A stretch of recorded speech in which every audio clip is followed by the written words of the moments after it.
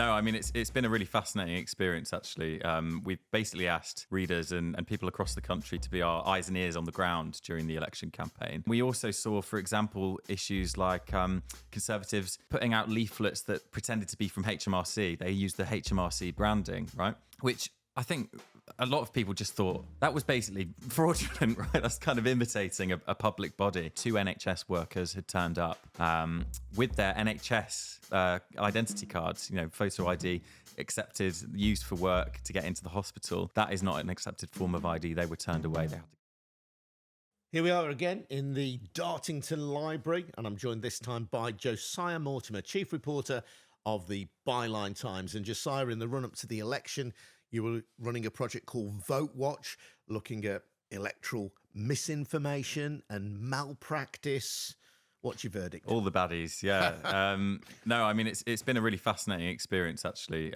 We've basically asked readers and people across the country to be our eyes and ears on the ground during the election campaign.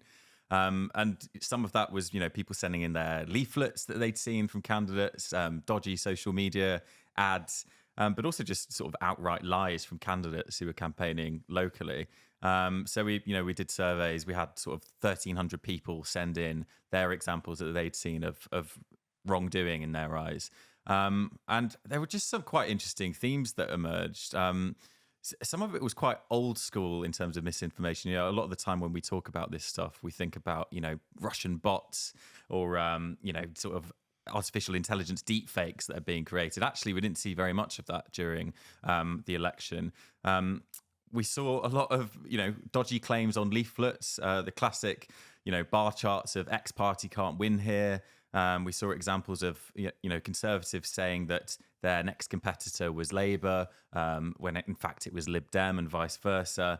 And we saw a lot of, for example, shy Conservatives. So, leaflets that looked like they were coming from one party, looked like, for example, they might have been coming from the Labour Party, and actually they were from the Conservatives. So there was a lot of sort of this grey area misinformation, this subtle deception, which I think it was great to have people spotting, and we could call that out at Byline Times, and that was a really crucial role for us, I think. Was there anything that gave you particular concern that made you think, actually, this has crossed the line, if not of legality, then of acceptable practice? I think some of those examples people kind of witnessed on their TV screens, actually. In the first election debate, you had Rishi Sunak attacking Keir Starmer. Basically, whenever Keir Starmer tried to talk, Rishi Sunak would shout £2,000 Labour tax rise over the top of him repeatedly. Despite knowing and, having had it called out as being pretty much untrue. And he did that, I think, because he knew that, if you repeat it often enough, people will think it's the truth. So, that was one example, I think. But across the country, we had, one example that my colleague Adam Bienkov picked up was he spotted that the Conservatives were advertising around the country on social media ads that Labour were going to introduce a ultra-low emissions zone. This policy that they've attacked so much in London without any success in the May local elections, basically claiming that Labour were going to tax your car far more than was going to happen. And we also saw, for example, issues like Conservatives putting out leaflets that pretended to be from HMRC. They used the HMRC branding, right? Which I think a lot of people just thought that was basically fraudulent, right? That's kind of imitating a public body. Those kind of examples, I think, really damaged trust in public institutions. And the HMRC then was to suggest that you would be paying more tax under Labour. Under Labour, yeah. Exactly. And we saw similar things during the local elections where one example was they sent out fake penalty notices to drive to residents in the London elections in May when they were electing a new mayor, effectively saying that, warning, Labour were going to take your car away.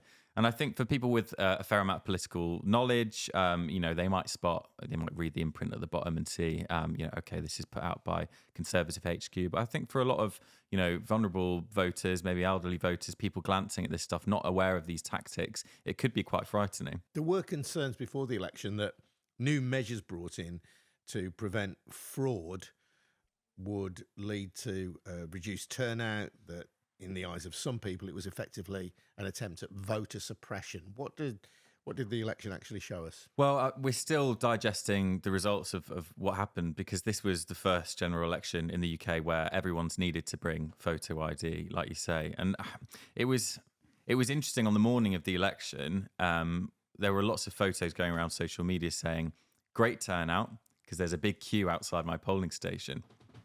And I looked at these and I thought, well, hang on, this is the first election with photo ID. And I went to my polling station, big queue. Again, I've never seen a big queue before. And I got to the front and I realized they'd been spending about 20 seconds per voter checking the photo ID was correct.